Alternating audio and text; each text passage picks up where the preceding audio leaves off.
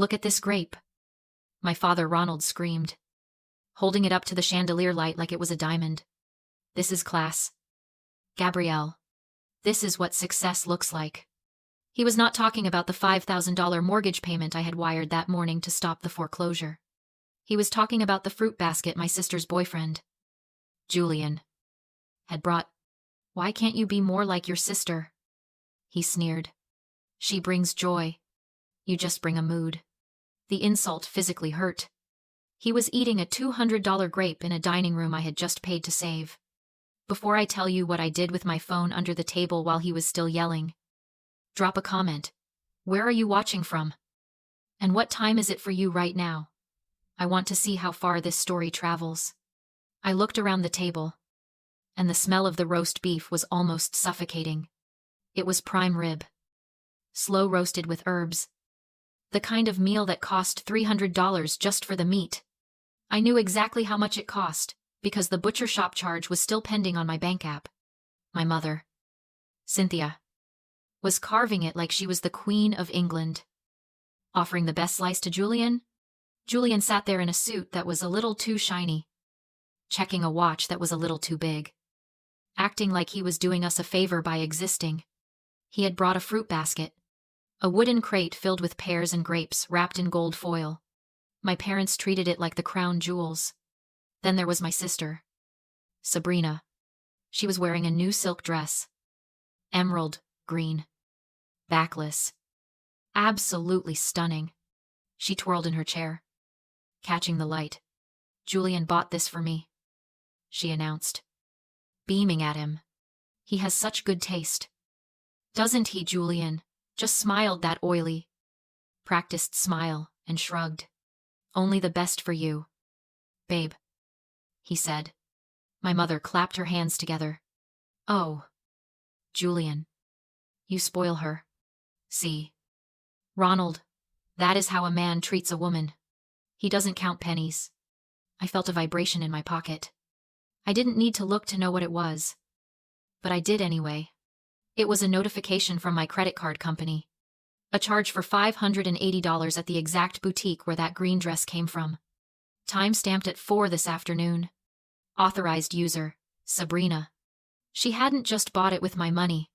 She was sitting 3 feet away from me, wearing my money, and giving the credit to a man who had contributed nothing but pears. It wasn't the lie that hurt. I was used to the lies. It was the logic behind it. This was the currency of vanity. I realized then that to my parents, my money was offensive. My $5,000 transfer that morning was an insult because it reminded them that they were broke. It was utility money. It was plumbing. It was necessary. But it was dirty. Nobody applauds the person who unclogs the toilet. But Julian, his fruit basket was vanity money. It was useless, decorative, and purely for show. It made them feel like aristocrats receiving a tribute. They loved him because his gift required nothing from them but applause. They hated me because my gift required them to admit they needed saving. Actually, I said, my voice cutting through the laughter, that charge hit my card at 4 o'clock today. Julian didn't buy that dress. Sabrina, I did. The silence was instant. It wasn't the silence of confusion. It was the silence of a play being interrupted by someone in the audience. Sabrina froze, her fork halfway to her mouth. Julian shifted, suddenly very interested in his water glass. My mother's face went tight, the smile dropping like a stone.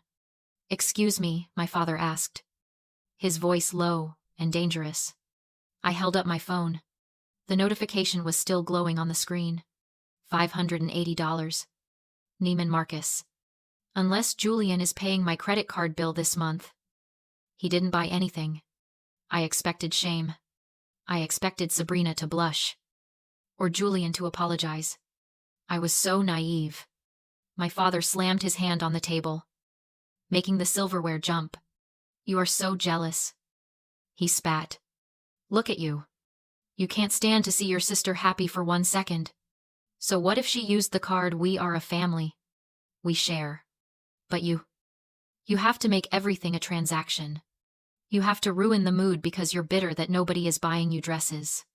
He wasn't attacking the lie. He was attacking the truth. He preferred the fantasy where his daughter was dating a rich tycoon to the reality where his other daughter was keeping him out of a homeless shelter. Learn from your sister, he yelled, pointing a finger at me. She knows how to be loved. You just know how to count. I stood up. I didn't flip the table. I didn't scream back. I just picked up my purse. My mother stood up, knocking her chair back. If you walk out that door, Gabrielle, she shrieked, her voice cracking. Don't you dare come back. You are ruining this family. You are selfish and cold and ungrateful. I looked at her. I looked at the roast beef I bought. I looked at the dress I bought. I looked at the house I was paying for. And I realized she was right. I was cold. I was ice. I walked to the door. I didn't slam it. Slamming the door is a request for attention. It's a noise that begs for someone to come after you.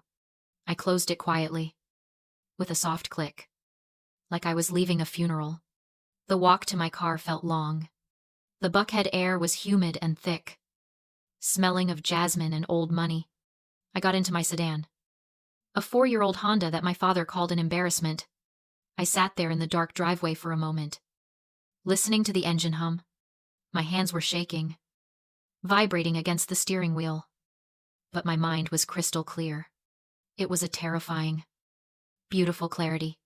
It was the feeling of a contract expiring. I pulled my phone out of my purse. The screen glowed in the dark car. First, I opened my banking app. I navigated to the recurring transfers tab. There it was. Parental support, monthly, $5,000. Scheduled for the 1st of every month. Status active. I tapped edit. I tapped cancel series. A warning popped up. Are you sure this will stop all future payments? I didn't hesitate. I tapped yes. Status terminated. Next. I opened my credit card app. I found the authorized user section. Sabrina. I scrolled through the transactions. The dress. The spa day. The brunch. I selected the card. Report issue. The options came up. Lost. Stolen. Unauthorized. I selected unauthorized. The app asked for confirmation. I confirmed. Card locked. Fraud investigation initiated. Finally. I dialed a number I had saved in my contacts. It was late. But the concierge service for the luxury cruise line was 24/7. Hello. This is Patricia. How may I assist you? Hi. Patricia. This is Gabrielle. I need to cancel a booking. The confirmation number is ending in 458. Oh. The golden anniversary cruise for Mr. and Mrs. Ronald. That is a non-refundable deposit. Ma'am. I know. I said, my voice steady. But I paid for it. And I am exercising the cancellation clause for the travel insurance I purchased. Please process a full refund to the original form of payment. There was a pause. Are you sure? Ma'am, it's only 3 weeks away. I am sure. Cancel it all. The suite. The excursions. The private dining package. Everything. It took 10 minutes. When I hung up, the silence in the car wasn't lonely anymore. It didn't feel empty. It felt like the first breath of fresh air I had taken in 5 years. I put the car in reverse and backed out of the driveway. I didn't look back at the house. I didn't look back at the window where the lights were still on, where they were probably still eating my roast beef and drinking Julian's wine. I just drove. For 7 days. My phone was quiet. It wasn't the silence of peace. It was the silence of arrogance. My parents and Sabrina weren't worried. They thought I was throwing a tantrum. They thought I was pouting in my little apartment and that I would eventually calm down, apologize, and turn the money tap back on. They didn't realize I hadn't just closed the tap. I had dismantled the plumbing. Then came Friday night. I was at home, reading a book, when my phone lit up with a notification from my banking app. It popped up like the punchline to a joke I had been waiting a week to hear. Attempted transaction. The garden room. Amount, $1,200. Status declined. Card inactive. I closed my eyes and let myself imagine the scene. The garden room is one of the most pretentious spots in Buckhead. I pictured Sabrina, glowing in another outfit she couldn't afford, ordering bottle service, laughing at Julian's jokes. I pictured the bill arriving.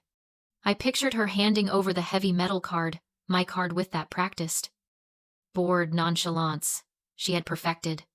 And then, the waiter returning. The quiet whisper, "I'm sorry, miss. The card has been reported lost or stolen.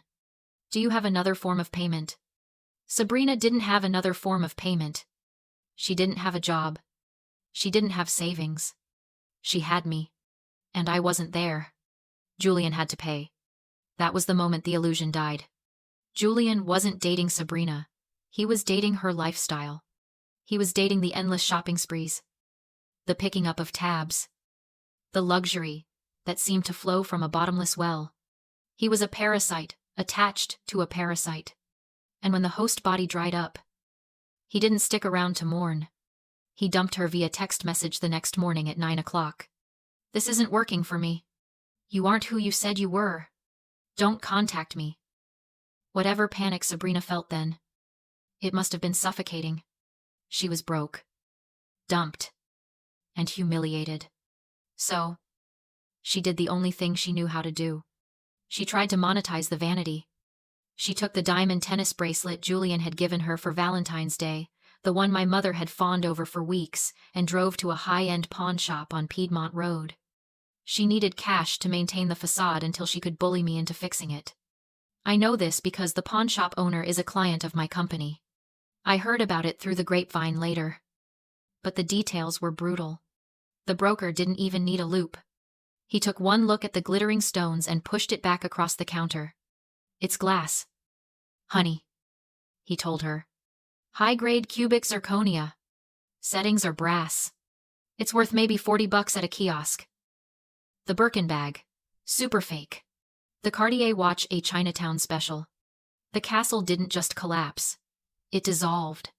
Julian was a mirror image of my family. He was all surface. No substance.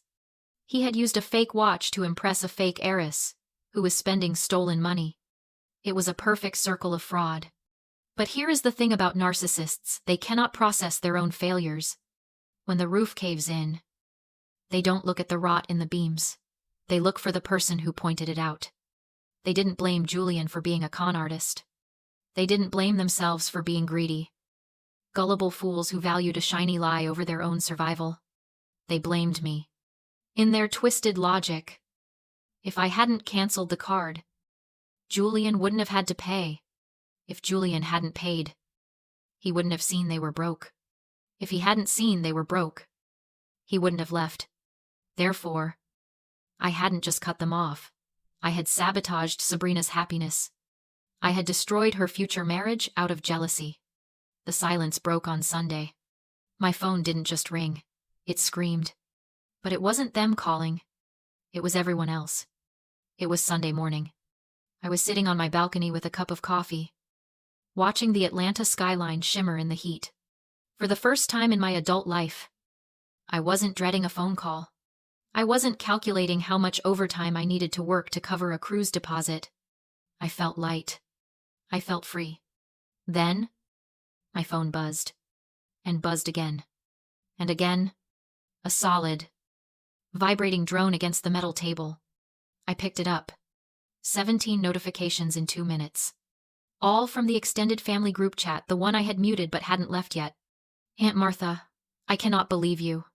To steal from your own parents, after everything they sacrificed. Cousin Greg, that is low. Gabby, even for you, elder abuse is a crime. Uncle Bob, we are all praying for your soul. You need to return that money immediately." I stared at the screen, blinking. Steal elder abuse. Then came the voicemail from my mother. Her voice was unrecognizable, not the screeching banshee from the dinner, but a tearful, trembling victim perfectly calibrated for an audience. "Gabrielle, We know you took the $5,000 from the retirement account. We know you were jealous of Sabrina's engagement. Just bring the money back, and we won't call the police."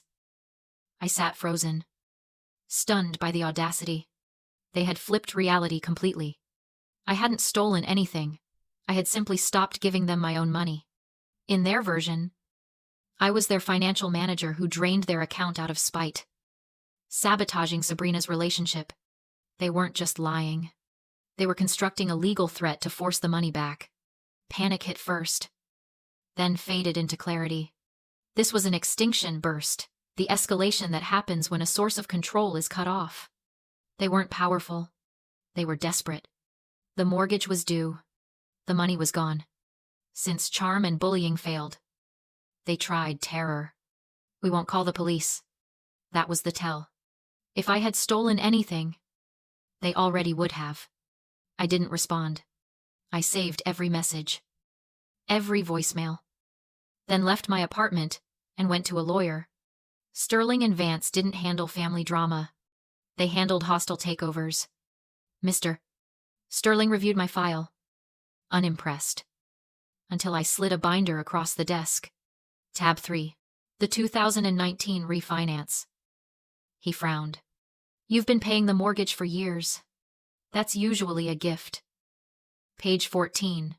Paragraph 6. He stopped reading. Joint tenancy. With right of survivorship. 5 years earlier. My father needed my credit to save the house. He signed without reading, assuming I was just a guarantor. He never realized he gave me half the equity. "I want a partition by sale," I said. "List the house immediately." Sterling nodded. "If they can't buy you out, the court will force the sale." "They're not homeless," I said. "They're just losing access to my money." The papers were filed that afternoon. That night, they showed up at my door, frantic. I opened it 3 inches. The sheriff served us. My mother cried. "How could you do this?" "I'm liquidating an asset," I said calmly. "You have 30 days. Sabrina tried to smooth it over. "We didn't mean it. Let's go back to normal." "You accused me of a felony," I replied. Then I sent the receipts to the entire family group chat. 5 years of mortgage payments, credit card statements, and the dinner recording. Georgia is a one-party consent state. Phones started buzzing. My father listened to his own voice. Fear finally crossed his face. "You destroyed us," he whispered. "You said I had no value." I said, "So I'm selling the table." I closed the door. 30 days later, the house sold. The money hit my account by noon. I bought a new place fully mine. My parents lost their social standing. Sabrina works retail now. I don't feel guilty. I feel free. Tonight, I'm on my balcony with a cheap bottle of wine. It isn't fancy. It isn't impressive. But it tastes like victory.